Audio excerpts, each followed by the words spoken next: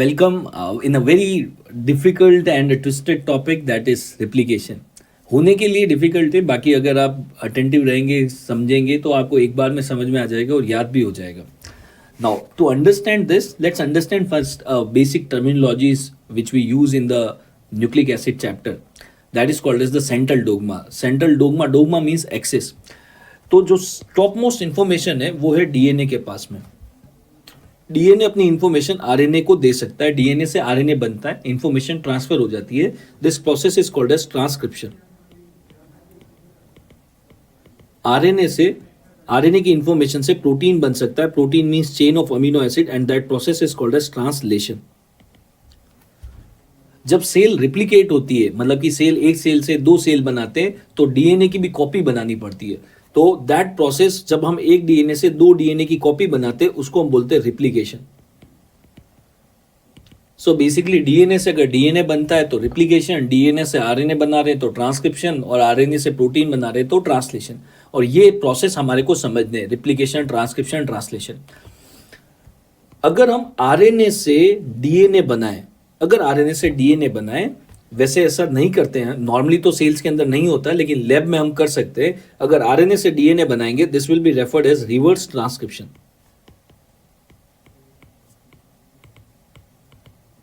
जब हम reverse transcription करते हैं तो जो प्रोडक्ट बनता है वो नॉर्मल डीएनए जैसा नहीं होता है, वो सर्कुलर डीएनए होता है. So that is referred as C DNA. So reverse transcription का जो प्रोडक्ट होता है that is C DNA. C here stands for circular DNA. Reverse transcription से सर्कुलर डीएनए बनता है. हमारा जो डिस्कशन है that is basically replication, transcription and translation. जो टॉप मोस्ट इंफॉर्मेशन है, अब एक नई हाइपोथेसिस आ रही है, वो ये बोल रहे हैं कि डीएनए की जगह हम वर्ड यूज करेंगे genome. The top most information is genome.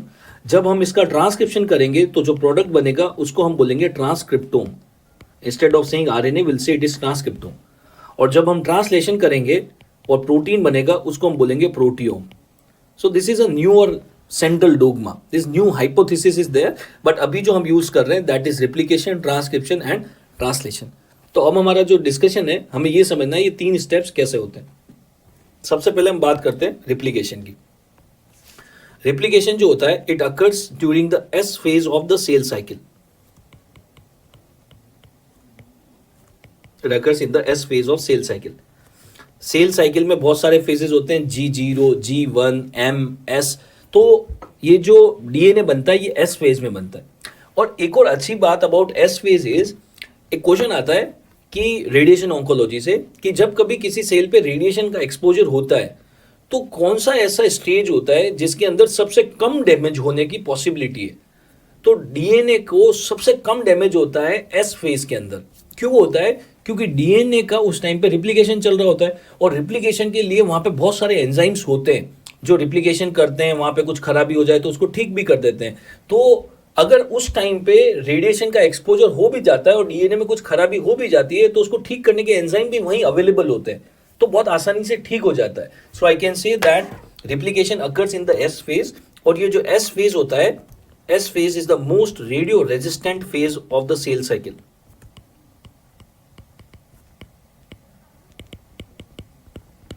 Most radio resistant phase होता है.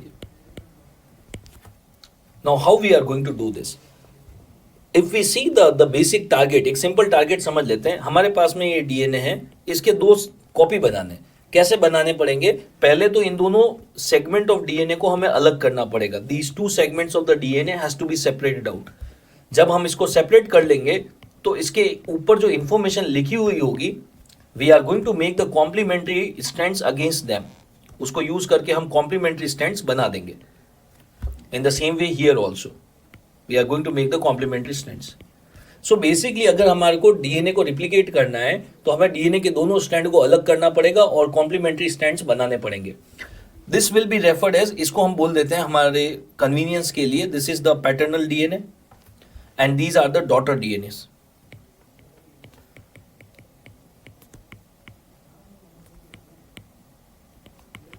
सो एक डीएनए से हमने दो कॉपी बना दी, उसको बोला डॉटर डीएनए. अगर आप कोई सा भी एक डीएनए ले लो, डॉटर डीएनए, और उसमें देखो कि कितना percent as it is parent से आया है, मतलब कि इस पर्टिकुलर डीएनए का एज इट इज कितना भाग, how much percent is going in the daughter DNA, 50%। 50% तो पुराना ही आ रहा है और नया स्ट्रैंड हम एक बना रहे हैं, सो 50% हम नया बनाते हैं। So when we do replicate any DNA, basically we conserve 50% of the old DNA और 50% नया बना देते हैं। मतलब कि एक स्ट्रैंड तो वही रहता है, एक नया बन जाता है।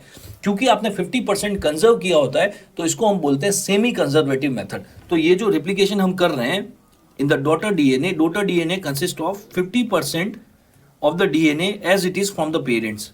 50% तो सेम है, 50% नया बन रहा है। So this is called as semi conservative method, called as semi conservative method. Now let's see the steps of the DNA replication. When it comes to the steps of the replication, सबसे पहले हमारे को इस DNA के segment को, DNA का जो threads हैं, स्ट्रैंड्स हैं, इनको अलग करना पड़ेगा। अलग करने के लिए प्रॉब्लम ये है कि डीएनए तो बहुत बड़ा है, कहाँ से चालू करें अलग करना। तो there are some specific points जहाँ से हम डीएनए को सेपरेट करना चालू कर सकते हैं। So I can say the step number one will be, we have to find that from where is the starting point, की स्टार्टिंग पॉइंट कहाँ है, कहाँ से चालू करना है। वो जो स्टार्टिंग पॉइंट होता है उसको हम बोलते हैं ori. So the step number 1 will be identification of ओरी। हियर इज द डीएनए, मेरे को इसको अनवाइंड करना है तो मेरे को सबसे पहले ये पता करना पड़ेगा कि कहां से चालू करना है। आइडेंटिफिकेशन ऑफ ओरिजिनेशन पॉइंट, हमारे को ओरिजिनेशन पॉइंट ढूंढना होगा। सो मान लेते हैं यहां पे ओरिजिनेशन पॉइंट है, here is the origination point. हमने आइडेंटिफाई कर लिया कि ये वो पॉइंट है जहां से हम पकड़ के डीएनए को अलग अलग कर देंगे, अनवाइंड कर देंगे। So once we have identified the ori, now it is the time to unwind the DNA. So the step number 2 will be unwinding of DNA.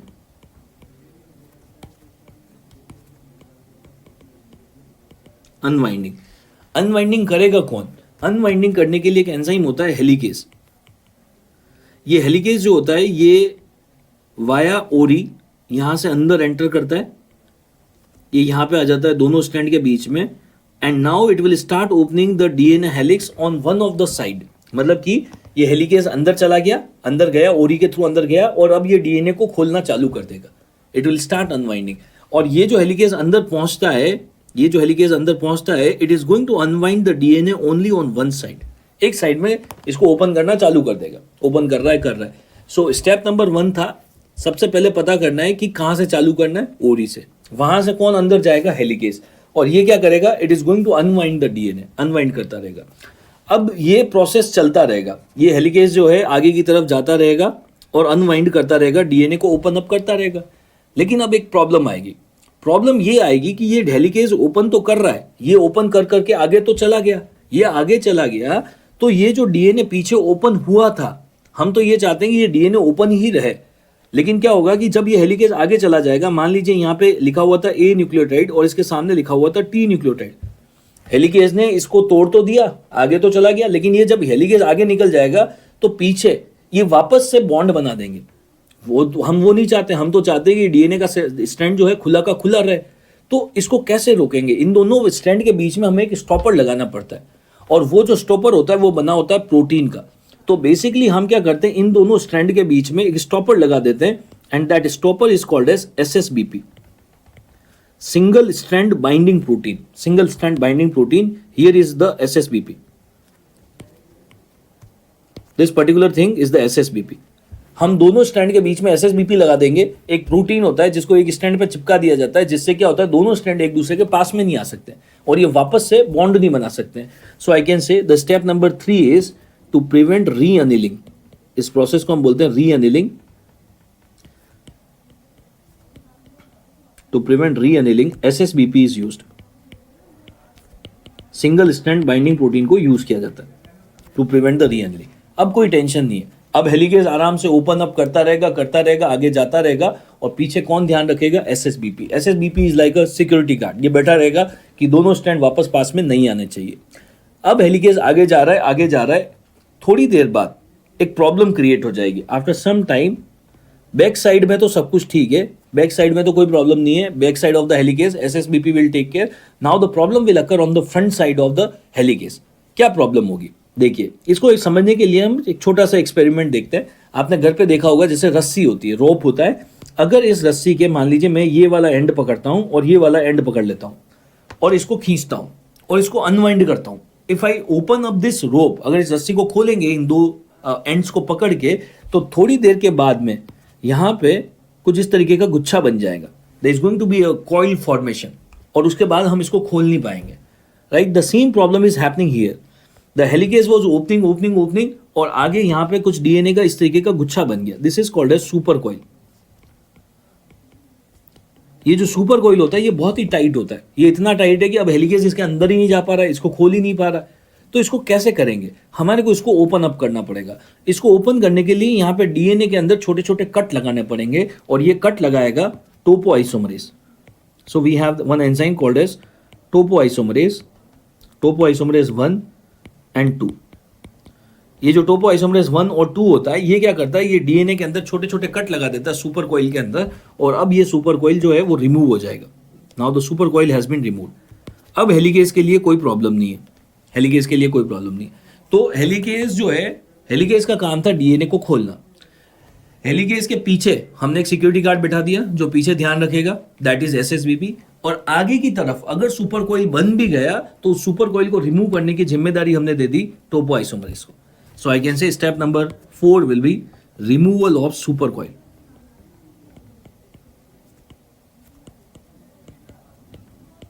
Via topoisomerase.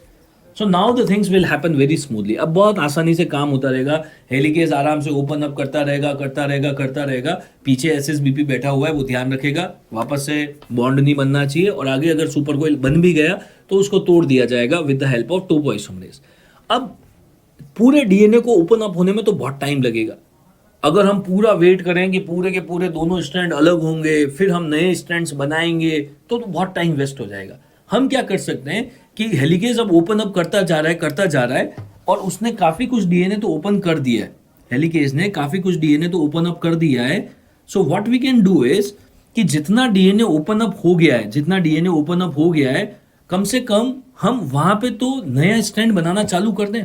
मतलब हेलिकेज आगे ओपन अप करता रहेगा, यहाँ पे देखिए आप, हेलिकेज जो है इस डायरेक्शन में ओपन अप करता रहेगा, लेकिन जो पीछे ओपन हो गया है उसके अगेंस्ट में तो हम नए कॉम्प्लीमेंट्री स्ट्रैंड्स बना सकते थे यहाँ पे कुछ इस तरीके से।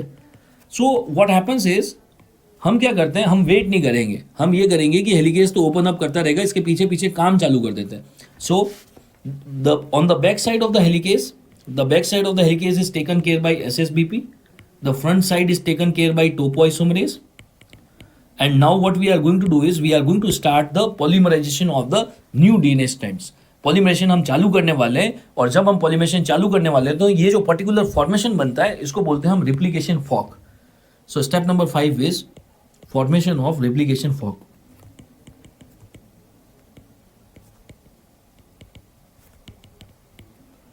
रिप्लिकेशन फॉर्क बन गया। So now this helicase will open up, but पीछे की तरफ हम नया डीएनए बनाना चालू कर देंगे। We will start polymerising the new strands of the DNA on the back side of the helicase. Now step number 6। अब स्टेप नंबर 6 और 7 सबसे क्रूशियल स्टेप है इस पूरे रिप्लिकेशन के प्रोसेस में, सबसे क्रूशियल स्टेप है। What is step number 6 is, पहले हम बात करते हैं स्टेप नंबर 6 की। तो देखिए हमारे को करना क्या है, हमारे को करना ये है कि हेलिकेज तो आगे ओपन अप करता रहेगा, क्योंकि हेलिकेज एक साइड में ओपन कर रहा है, हेलिकेज केवल इसी साइड में ओपन कर रहा है, और इस साइड का जो डीएनए है ये कोई ओपन नहीं कर रहा है। तो इस साइड का डीएनए का बार बार इमेज बनाने का कोई पॉइंट नहीं है, तो इसलिए इधर का डायग्राम हम बना ही नहीं रहे। हम मान के चल रहे हैं कि इधर का डीएनए तो बंद पड़ा है। तो अब हमारे को यहाँ पे कॉम्प्लीमेंट्री स्ट्रैंड्स बनाने, न्यू स्ट्रैंड्स बनाने। पहले तो हम नंबरिंग कर लेते हैं। मान लेते हैं कि ये डीएनए का 5 एंड था फॉर एग्जाम्पल।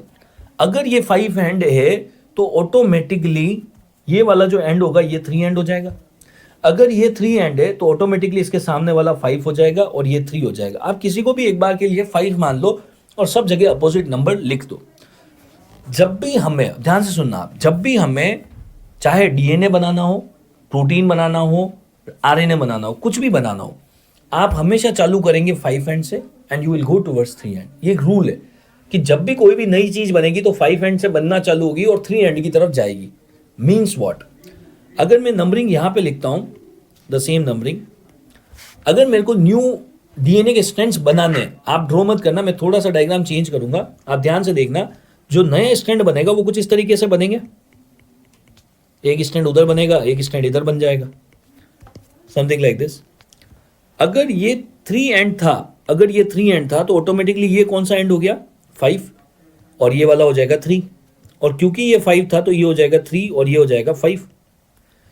तो जो नए डीएनए स्ट्रैंड बनाने वो हमेशा बनेंगे 5 to 3, वो always start from 5 and will go towards 3 direction. मतलब कि ये जो है ये यहाँ से बनना चालू होगा और इधर की तरफ बनेगा, और ये यहाँ से बनना चालू होगा इधर की तरफ बनेगा, हमेशा 5 to 3 बनता है। Now we have understood that we always have to go from 5 to 3 direction, हमें जाना तो 5 to 3 है।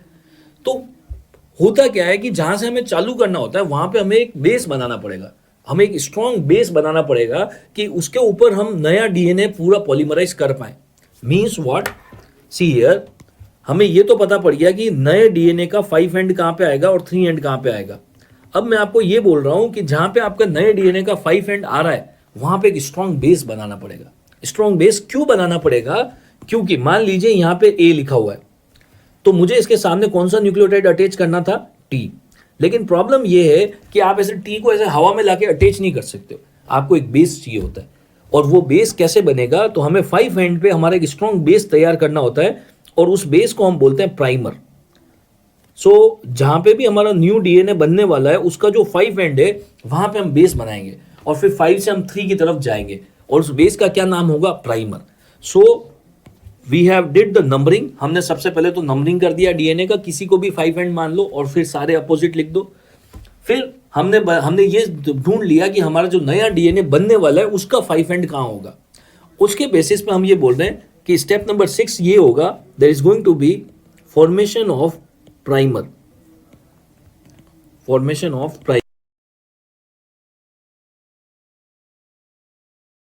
Primer at 5 end of new DNA strands. जो आप न्यू डीएनए के स्ट्रैंड्स बनाने वाले हो उसका जो 5 एंड है वहां पे प्राइमर बनेगा। कौन बनाएगा इसको? इसको बनाएगा प्राइमेज, एंजाइम प्राइमेज जो होगा वो प्राइमर बनाएगा। सो अब हेलिकेज तो खोलता जा रहा है, हेलिकेज को तो कोई पड़ी नहीं है, हेलिकेज तो अपना काम कर रहा है। पीछे हमने क्या किया, जहां पे 5 एंड आने वाला था वहां पे हमने प्राइमर बना दिया। So polymerization of new DNA strand, polymerization of new DNA strands always occur from what to what direction?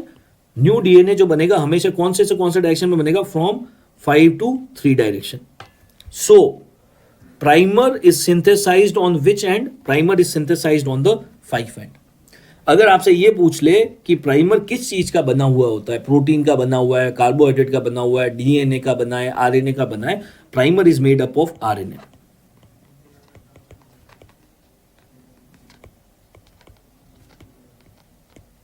Primer RNA का बना हुआ है। सो अब हमने प्राइमर बना दिया। Now once we have the primer, अब हमारे पास बेस है और हम नए डीएनए स्ट्रैंड को पॉलीमराइज कर सकते हैं। सो द स्टेप नंबर 7 सबसे क्रूशियल स्टेप है पूरे रिप्लिकेशन का। Step number 7 is the polymerization of new DNA strand.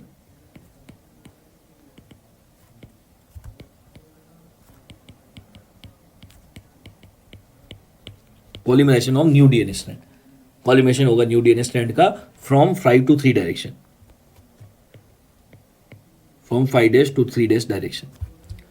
और ये कौन कराएगा पॉलीमराइजेशन? ये कराएगा डीएनए पॉलीमरेज 3। एंजाइम होता है DNA polymerase 3 that will lead to polymerization of the new DNA strand. आप देखो हम 5 एंड से चालू करेंगे और जो भी यहाँ पे इंफॉर्मेशन लिखी हुई है उसके अकॉर्डिंग न्यूक्लियोटाइड्स को ऐड करते जाएंगे करते जाएंगे करते जाएंगे, तो एक डीएनए तो बनेगा इस डायरेक्शन में और नीचे वाले डीएनए का स्ट्रैंड बनेगा इस डायरेक्शन में, और इस तरीके से न्यू स्ट्रैंड्स पॉलीमराइज होते रहेंगे।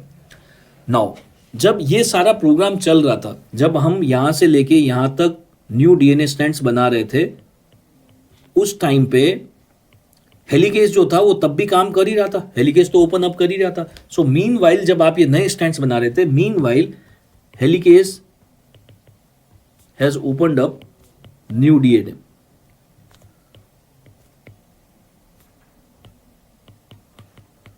हेलिकेज जो है मीनवाइल काम करता जा रहा है, has opened up more DNA. New DNA की जगह लिख देते हैं more DNA, so that will avoid the confusion. Helicase open up करता जा रहा था, तो देखो आप हेलिकेज यहां तक पहुंच गया, हेलिकेज यहां तक पहुंच गया, ओपन अप हो गया। अब यहां पे जो सबसे ट्रिकी पार्ट है ना वो आता है, जो सबसे ट्रिकी पार्ट है। आप देखो, जो ये ऊपर वाला नया स्टैंड आपने बनाया है, it is getting synthesized in this direction, ये इस डायरेक्शन में बन रहा है। तो इसको प्रॉब्लम नहीं होगी, क्योंकि हेलिकेज जो है वो भी इसी डायरेक्शन में ओपन अप कर रहा है। हेलिकेज जो है वो इसी डायरेक्शन में ओपन अप कर रहा है। Helicase is opening up in this direction and here you can see that this particular strand is getting synthesized in this direction only. Helicase और ये स्टैंड एक ही डायरेक्शन में पॉलीमराइज हो रहा है, तो कोई प्रॉब्लम ही नहीं है। हेलिकेज खोलता जाएगा और ये पीछे पीछे बनता जाएगा। प्रॉब्लम होगी ये वाले स्टैंड को, नीचे वाले को, क्योंकि ये अपोजिट डायरेक्शन में बना था। हेलिकेज तो चल रहा था इस डायरेक्शन में और ये बना है इस डायरेक्शन में, अपोजिट डायरेक्शन में। और आपको पता है कि इसके आगे का जो डीएनए वो तो बंद पड़ा हुआ है, वो तो खोला ही नहीं किसी ने। तो ये जो नीचे वाला जो डीएनए जो आपने बनाया, नीचे वाला जो स्टैंड बनाया, ये यहां तक बन के रुक जाएगा, यहां तक बन के रुक जाएगा। अब क्या करना पड़ेगा, ये ऊपर वाला डीएनए तो आगे कंटिन्यूअसली बनता रहेगा, ये तो बनता रहेगा यहां तक, कोई प्रॉब्लम नहीं। हेलिकेज खोलता जाएगा और ये बनता जाएगा। बट नीचे वाले के साथ ऐसा नहीं होगा। अब हमें क्या करना पड़ेगा, नीचे वाले में what is happening is because it was made in the opposite direction, so we have to put one more primer। फिर हमें यहाँ पे एक और प्राइमर लगाना पड़ेगा, क्योंकि हम 5 to 3 डायरेक्शन में ही बना सकते हैं। So we will start from this end with the help of primer. और अब ये यहाँ पे इतना छोटा सेगमेंट ऑफ डीएनए एक और बनाएंगे। और अब जैसे जैसे हेलिकेज नया नया खोलता जाएगा, ऊपर वाला तो कंटिन्यूअस बनता जाएगा, सेम डायरेक्शन में चल रहा था, नीचे वाला अपोजिट चल रहा था, तो हमें बार बार थोड़ा थोड़ा प्राइमर लगाना पड़ेगा और छोटे छोटे सेगमेंट्स बनाने पड़ेंगे। So the theory is written here. The strand, अब आप आंसर करना, the strand which is polymerized in the same direction will grow continuously. वो कंटिन्यूअसली ग्रो होता रहेगा। जो ऊपर वाला स्ट्रैंड था वो कंटिन्यूअसली ग्रो हो रहा था, so called as continuous strand. उसको तो बोल दिया हमने कंटिन्यूअस स्ट्रैंड। इस कंटिन्यूअस स्ट्रैंड को हम लीडिंग स्ट्रैंड भी बोलते हैं। जबकि जो नीचे वाला स्ट्रैंड था which was made in the opposite direction of helicase will not grow continuously, so called as non continuous strand, और that is also called as lagging strand. Lagging strand, for lagging strand we are going to require multiple primers, बहुत सारे primer लगेंगे। और lagging strand पे जो DNA बनता है वो छोटे छोटे सेगमेंट्स में बन रहा है। आप यहाँ पे देखिए, लेगिंग स्ट्रैंड पे जो डीएनए बना, पहले इतना सा बना, फिर इतना सा बना, तो छोटे छोटे स्ट्रैंड्स बन रहे हैं। So I can say on the lagging strand the DNA is synthesized, the DNA is polymerized in small segments, and these are called as Okazaki segments. Okazaki segments. So this is how the entire process of polymerization is going to occur. अगर आपसे पूछे कि polymerisation का direction क्या था, the polymerization always and always will occur from 5 to 3 direction, 5 to 3 direction. Now coming to the step number 8। मान लेते हैं कि पूरा डीएनए अनवाइंड हो गया और जितना हमें डीएनए को रिप्लिकेट करना था हमने कर लिया। आप देखो, एक पेरेंट डीएनए था, उसके दोनों स्ट्रैंड को अलग कर दिया गया और उसके अगेंस्ट में कॉम्प्लीमेंट्री स्ट्रैंड्स बना दिए गए, कॉम्प्लीमेंट्री स्ट्रैंड्स बन गए। सो हमारा जो मेजर टास्क था वो हमने पूरा कर लिया। अब ये जो नया डीएनए बना है इसमें थोड़ी सी प्रॉब्लम है कि डीएनए के अंदर तो प्राइमर नहीं होना चाहिए, क्योंकि प्राइमर तो आरएनए, हम तो डीएनए से डीएनए बना रहे थे, तो प्राइमर तो हमें चाहिए नहीं। तो हमें स्टेप नंबर 8 करना पड़ेगा, हमें प्राइमर को रिमूव करना है। अगर आपने प्राइमर को रिमूव किया तो जहां जहां से आप प्राइमर को रिमूव करोगे वहां पे खाली जगह हो जाएगी, वहां पे खाली जगह हो गई। तो अब हमें इस खाली जगह को भरना पड़ेगा। So you need to do the gap filling also. So the step number 8 is we need to remove the primer and we need to do the gap filling. ये जो प्रोसेस होता है ये करता है डीएनए पॉलीमरेज 1। पहले जो हमने एंजाइम यूज किया था वो था डीएनए पॉलीमरेज 3, अब आ रहा है डीएनए पॉलीमरेज 1। ये क्या करेगा, ये करेगा रिमूवल ऑफ प्राइमर। एक तो प्राइमर को हटाएगा और साथ में गैप फिलिंग भी कर देगा। It will do the gap filling. जब ये सारी चीजें हो जाएगी, नाउ यू कैन सी कि गैप फिलिंग होने के बाद में वो जो खाली जगह थी वहां पे भी डीएनए बन चुका है। The blue colour one you can see here, जहां जहां पे खाली जगह थी वहां पे वो नया डीएनए बन चुका है, गैप फिल हो चुका है। And from one DNA strand we have made 2 copies.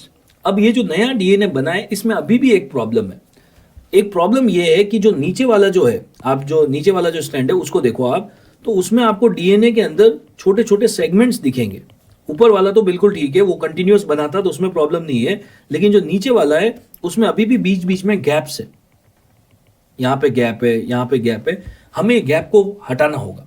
मतलब ये जो सेगमेंट्स थे, ओकाजाकी सेगमेंट्स थे, ये अभी भी अलग अलग है, इनको जोड़ना होगा।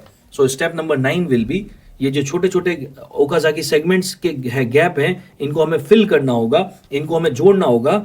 So ligation of Okazaki segments,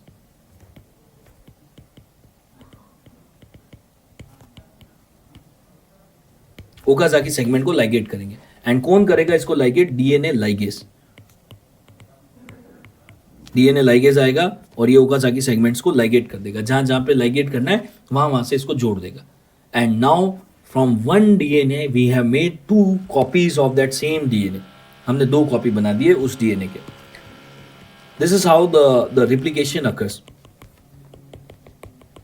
अब यहां से क्या क्या क्वेश्चन आते हैं और क्या क्या पॉइंट हमें याद रखने हैं। एक तो हम इसको पूरा समराइज कर लेते हैं, पूरे डीएनए रिप्लिकेशन को समराइज कर लेते हैं। यहां पे आप आंसर करते चलना। सबसे पहले हमें आइडेंटिफाई करना होता है कि अनवाइंडिंग चालू कहां से करें, उसको हम बोलते हैं ori. So that is the origination point. कौन सबसे पहले डीएनए के हेलिक्स को खोलेगा? Who is going to open up the DNA? Helicase. Helicase आएगा, इसको ओपन अप करेगा। हेलिकेज खोलता जाएगा, लेकिन हम नहीं चाहते कि पीछे जो है वापस से हेलिक्स बन जाए, हमें उस री अनिलिंग को प्रिवेंट करना है। तो पीछे एक सिक्योरिटी गार्ड को बैठा देते हैं, जिसको हम बोलते हैं SSBP, to remove the super coil. अब हेलिकेज आगे जाता जाता है और वहां पे कॉइल बन जाता है, उसको इसको रिमूव करने के लिए we have the topoisomerase. Then अब कोई प्रॉब्लम नहीं थी, हेलिकेज आगे खोलता जाएगा, उसके आगे प्रोपोआइसोमरेज ध्यान रखेगा, पीछे की तरफ एसएसबीपी ध्यान रखेगा, और डीएनए खुलता जा रहा है। हम पूरे डीएनए का खुलने का वेट नहीं करते, और लेकिन पॉलीमरेशन हम चालू कर देते हैं। उस स्टेज को हम बोलते हैं replication fork. Replication fork. Now there is going to be synthesis. अब अगर हमें नए डीएनए का सिंथेसाइज करना है तो हमें एक बेस बनाना पड़ेगा। उस बेस को हम बोलते हैं प्राइमर। ये प्राइमर कौन सा एंड पे बनेगा? 5 एंड पे या 3 एंड पे? It is always and always going to be 5 end, क्योंकि हम हमेशा 5 to 3 जाते हैं। The polymerization of new DNA strand via the DNA polymerase 3। DNA polymerase 3 जो है नए डीएनए को पॉलीमराइज करेगा।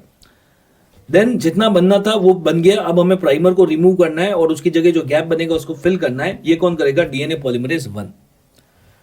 सबसे लास्ट में जो ओकाजाकी सेगमेंट्स हैं उनको हमें जोड़ना होता है, लाइगेट करना होता है। ये करता है DNA ligase. DNA ligase. So this is how the replication occurs. This is how the replication occurs. Now, when it comes to the DNA polymerase, अगर मैंने आपको देखो रिप्लिकेशन के अंदर 2 डीएनए पॉलीमरेज बताया, डीएनए पॉलीमरेज 1 and 3। अगर 1 और 3 है तो 2 भी होता ही होगा, वो तो हमने बात ही नहीं की। क्यों? देखिए, डीएनए पॉलीमरेज जो होता है वो प्रोकैरियोट्स और यूकैरियोट्स का थोड़ा सा अलग अलग होता है। द प्रोकैरियोट्स एंड यूकैरियोट्स को जो डीएनए पॉलीमरेज होता है थोड़े अलग होते हैं। प्रोकैरियोट्स में जो डीएनए पॉलीमरेज होते हैं, जैसे कि DNA polymerase 1, DNA polymerase 2, DNA polymerase 3, ये होते हैं। हमने डीएनए पॉलीमरेज 1 और 3 को तो पढ़ लिया। डीएनए पॉलीमरेज 3 को हमने पढ़ा। ये क्या करता है? लीडिंग स्ट्रैंड को बनाता है, लेगिंग स्ट्रैंड को बनाता है। लीडिंग और लेगिंग स्ट्रैंड को बनाता है। साथ साथ में जब ये बनाता है तो बनाते बनाते ये प्रूफ रीडिंग भी करता है। बनाते हुए ये प्रूफ रीडिंग भी करता रहता है कि कहीं कोई गलती तो नहीं हो रही है। मतलब कि प्रूफ रीडिंग का मतलब है ए के सामने टी आना चाहिए, जी के सामने सी आना चाहिए, कोई गलत न्यूक्लियोटाइड तो अटैच नहीं हो रहा है। प्रूफ रीडिंग करता है।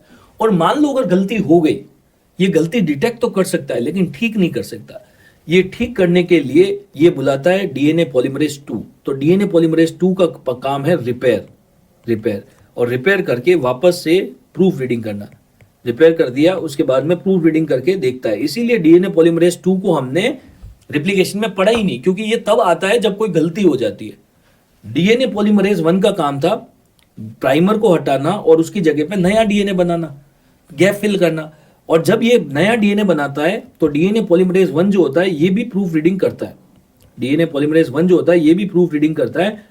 और सबसे अच्छी बात है, ये प्रूफ रीडिंग करता है और अगर मान लो गलती डिटेक्ट हो गई तो ये किसी पे डिपेंडेंट नहीं है, ये खुद ही इसको रिपेयर कर देता है। ये खुद ही इसको रिपेयर कर देता है। So DNA polymerase 1, DNA polymerase 2 and DNA polymerase 3, ये 3 होते हैं जो नॉर्मल रिप्लिकेशन में काम आते हैं वो होते हैं 1 और 3। 2 तो तब आएगा अगर 3 से कुछ गलती हो जाए और प्रूफ रीडिंग में वो डिटेक्ट हो जाए, तो उसको रिपेयर करने के लिए डीएनए पॉलीमरेज 2 काम आता है। ये सब जो था ये था प्रोकैरियोट्स के लिए। हमारे अंदर 1 2 3 नहीं होता, डीएनए पॉलीमरेज 1 2 3 नहीं होता। हमारे अंदर होता है DNA polymerase alpha, beta, gamma, delta, epsilon. हमारे अंदर ये वाला डीएनए पॉलीमरेज होता है। ये डीएनए पॉलीमरेज अल्फा क्या करता है? DNA polymerase alpha works as primase. हमारे अंदर जब रेप्लिकेशन हो रहा होता है तो प्राइमेज जो प्राइमर बनाता है हमारे अंदर कौन बनाएगा? तो डीएनए पॉलीमरेज अल्फा बनाएगा। डीएनए पॉलीमरेज बीटा का काम होता है रिपेयर। अगर डीएनए के रेप्लिकेशन में कोई गलती हो जाती है, यूकैरियोट्स के अंदर की बात कर रहा हूं, तो उसका रिपेयर कौन करेगा? DNA polymerase beta. गामा का काम होता है माइटोकॉन्ड्रियल डीएनए सिंथेसिस। माइटोकॉन्ड्रिया के अंदर उसका खुद का डीएनए होता है और उसका खुद का डीएनए बनाने के लिए एक एंजाइम होता है DNA polymerase gamma. DNA polymerase delta क्या करता है? For lagging strand synthesis. Lagging strand का सिंथेसिस करता है। और डीएनए इप्सिलियन जो होता है it is for leading strand synthesis.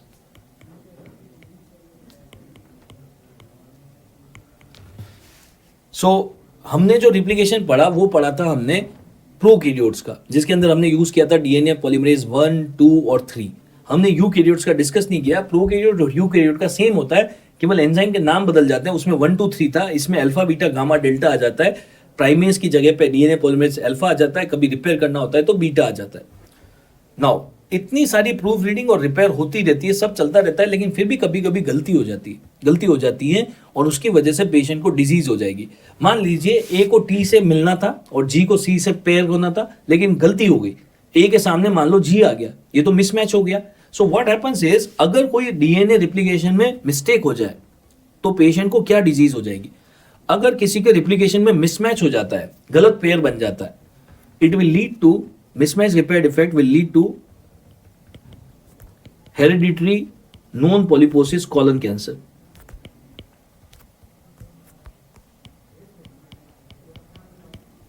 Hereditary non polyposis colon cancer हो जाएगा, जिसको हम लिखते हैं HNPCC। ये अभी नीट पीजी एग्जाम में आया था। Mismatch repair defect will lead to what? It will lead to hereditary non polyposis colon cancer, जिसको आपने पैथो में पढ़ा होता है लिंच सिंड्रोम। लिंच सिंड्रोम हो जाएगा। Defect in helicase and ligase, अगर हेलिकेज और लाइगेज एंजाइम अच्छे से काम नहीं करता है तो भी पेशेंट को मल्टीपल कैंसर्स हो जाते हैं। That is called as Bloom syndrome. Bloom syndrome is again is a combination of multiple cancers. There is one more disorder that is there with the DNA replication, is the nucleotide excision repair defect. ये सबसे important है, nucleotide excision repair defect. ये क्या होता है? मान लीजिए हमारे स्किन की जो सेल्स है एपिडर्मिस, उसके अंदर जो डीएनए, मैं उस डीएनए की बात कर रहा हूं, the DNA which is there in your skin. ये जो डीएनए होता है इसमें एक एरिया ऐसा होता है, उस डीएनए में एक एरिया ऐसा होता है जिसके अंदर बहुत सारे 80 बेस पेयर्स होते हैं। There is one area in that DNA, उस डीएनए का एक सेगमेंट ऐसा होता है जिसके अंदर बहुत सारे 80 बेस पेयर्स होते हैं। तो ये जो सेगमेंट होता है डीएनए का जिसके अंदर बहुत सारे 80 बेस पेयर्स होते हैं, इसको हम बोलते हैं 80 rich DNA. This is the 80 rich segment of the DNA.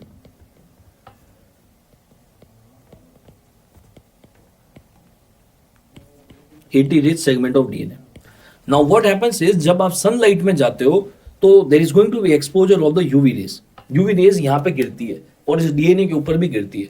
तो ये जो 80 rich segment of DNA होता है, जब इसके ऊपर UV rays पड़ती है तो इसमें थोड़े से चेंजेस हो जाते हैं। चेंजेस ये हो जाते हैं कि नॉर्मली जो ए होता है वो टी के साथ जुड़ना चाहिए, लेकिन यूवी रेस की वजह से क्या होता है, ये जो टी होते हैं ये आपस में ऐसे पेयर बना लेते हैं। टी जो होते हैं वो आपस में पेयर बना लेते हैं। बनाने तो नहीं चाहिए लेकिन यहाँ पे बन जाता है। तो ये जो पेयर बना है इसको हम बोलते हैं थाइमिडीन डाइमर्स। नॉर्मली तो टी कभी भी टी के साथ यूनाइट नहीं होना चाहिए था, लेकिन यूवी रेस की वजह से ऐसा हो गया, तो हमने इसको बोला there is formation of thymidine dimers. Formation of thymidine dimers.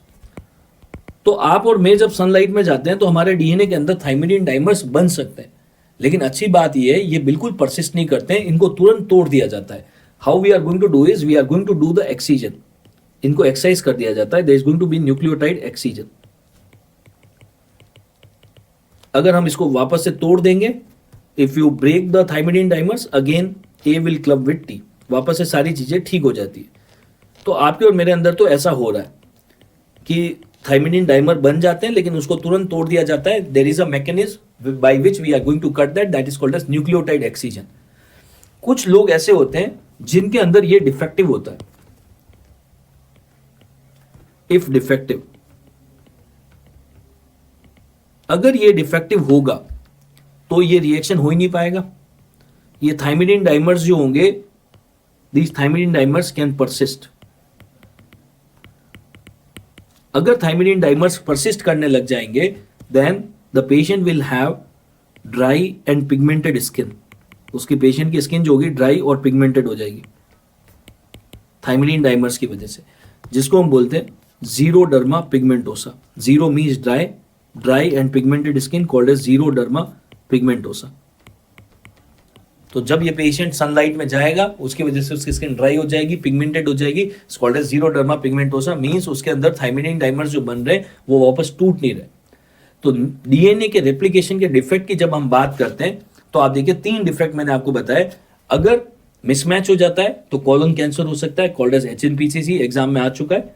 Helicase ligase खराब है तो ब्लूम सिंड्रोम होता है, आज तक नहीं पूछा गया।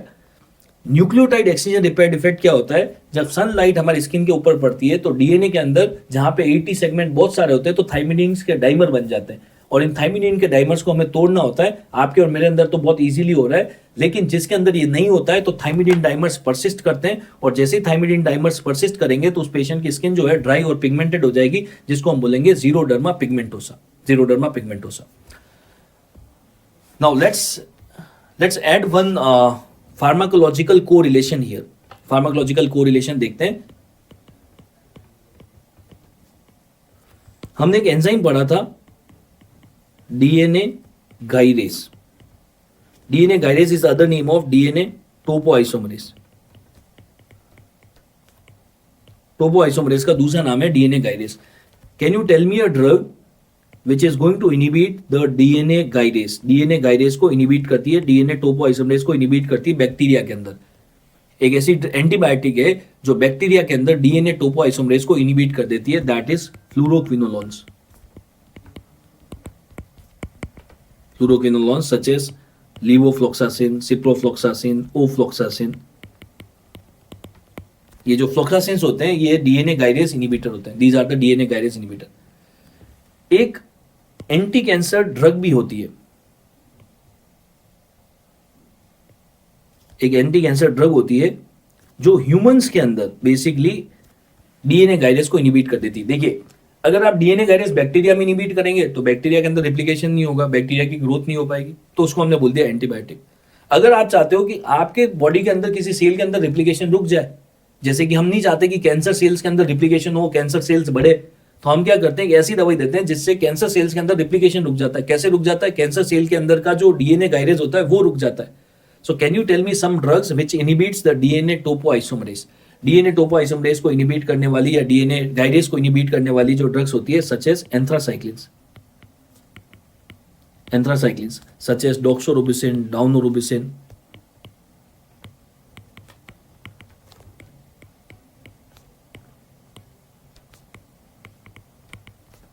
ये जो होते हैं ये डीएनए टोपोआइसोमरेस इनहिबिटर्स होते हैं ह्यूमंस के अंदर।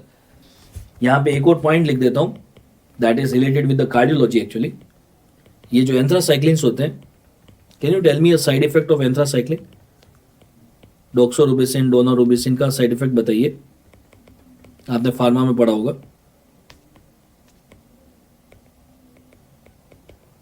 डॉक्सोरोबिसिन, daunorubicin, what is the side effect? The side effect of doxodauno is they lead to dilated cardiomyopathy.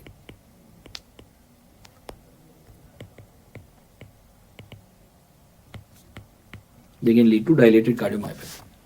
So these are some pharmacologic connections which is there with the replication enzymes. अगर आप bacteria में DNA के replication को inhibit करोगे तो bacteria grow नहीं कर पाएगा, जैसे कि लीवोफ्लोक्सासिन, फ्लोरोक्विनोलोन्स। अगर आप कैंसर सेल्स में डीएनए के रिप्लिकेशन को इनिबिट करोगे तो कैंसर सेल्स ग्रो नहीं कर पाएगी, जैसे कि doxorubicin, daunorubicin, which comes under the group of anthracyclines, right? This is all about the replication. Thank you.